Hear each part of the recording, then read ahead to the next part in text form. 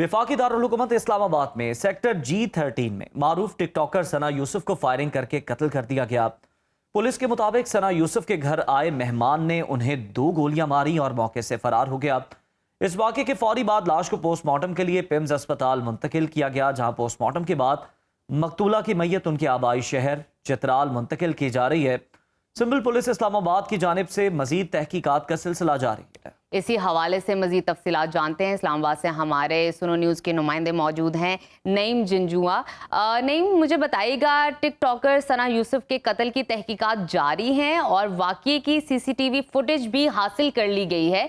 इस हवाले से मजीद क्या पेश रफ्त आई है? क्या कत्ल की कोई मुहर्रिकात पता चल सकी हैं? कोई कॉन्सिक्वेंसेस, कोई पॉइंट्स हमें मिले हैं फ़िलहाल करंट सिचुएशन में? कल ये अफसोसनाक वाक़या पेश आया था। 17 साला सना यूसुफ हैं जो अपनी वालदा के साथ G13 में रह रही थी। एक 15 साल का इसका छोटा भाई भी है।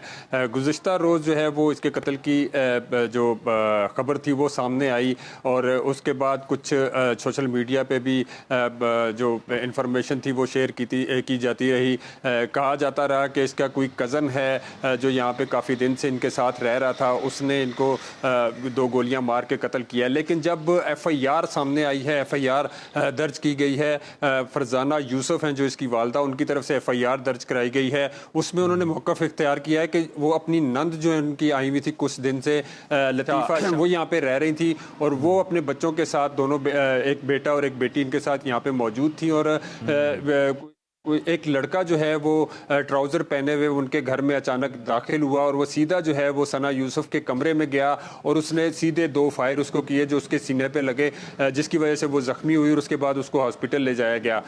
इब्तदाई तौर पर प्राइवेट हॉस्पिटल में लेके जाया गया उसको, लेकिन वो जानबर ना हो सकी। वहाँ से फिर उसको पिम्स भी मुंतकिल किया गया, वहाँ जहाँ पे उसका पोस्टमार्टम किया गया और अब जो है उसकी डेड बॉडी वो उसके आबाई गांव जो जोज है चित्राल में वहाँ मुंतकिल की जा रही है। अच्छा, नहीं, ये बताइएगा कि इन्वेस्टिगेशन कहाँ तक पहुँची है, क्योंकि ऑब्वियसली पुलिस मुख्तलिफ पहलों पर तहकीक व तफ्तीश कर रही है, मामले को आगे लेकर चल रही है। हमलावर की कोई शनाख्त के हवाले से मालूम हो सका? हमलावर क्या ये पता चल सका मकतूल का जानने वाला था, अजनबी था, गाँव से ताल्लुक था?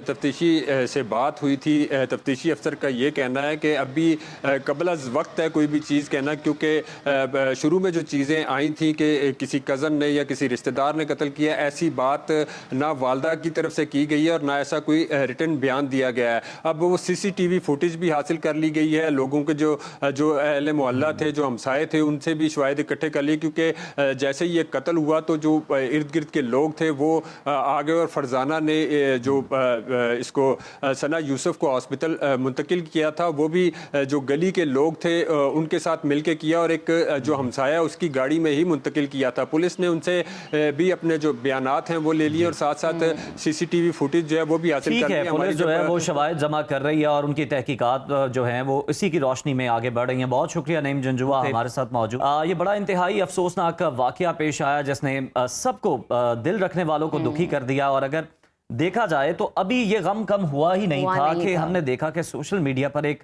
तूफान बदतमीजी था, किस तरह के कमेंट्स किए जा रहे थे।